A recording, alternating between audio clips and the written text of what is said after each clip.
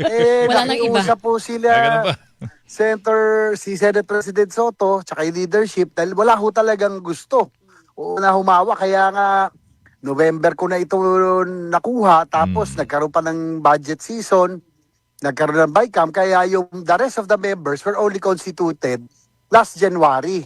Oo. So, hindi natin dinidelay ang proceedings, kaya lang hindi tayo makakagalaw kung wala po ang mga membro. And at the same time, gayon naman, yung rules, kapapasa lang din ho.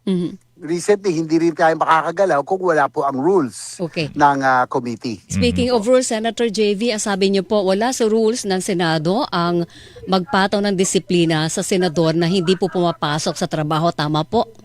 Opo, gusto ko lang liwanagin. Oh, please. Una, Opo. hindi ko sinasabing gusto kong madismiss outright yung kaso kay Senator De La Rosa dahil wala nga sa rules.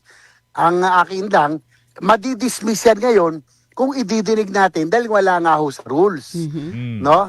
Siguro yung mga nagbuo dati ng Senate rules, hindi naman anticipate na mayroong senador o mayroong legislator na hindi papasok. Kaya hindi po naisama. So, ang one option is yung Committee on Rules as a whole, kailangan natin mag-amend as yung buong body po, no, ang mag-approve diyan, hindi lang Ethics Committee, para maisama itong absenteeism o yung no work no pay dahil wala ho talaga. Kaya liwanagin ko, hindi ko sinabing i-dismiss natin yan dahil sa rules, pero madidismiss ho yan kung ididinig natin sa ngayon. Kaya nga may proseso po dyan, kailangan kung sakasakali, kung ma-amenda man na rules, kailangan mag-refile yung mga nag-file ng kaso. At alam po nila, this is purely procedural. Hindi po yan bias, hindi po sa tinatakpan natin si Senator De La Rosa. It's a procedural issue, no? Dahil alam mo, hindi naman ako abogado, pero yan po ang advice ng mga legal team natin at ng committee. So sigurado po na kung madidismiss siya dahil wala sa rules,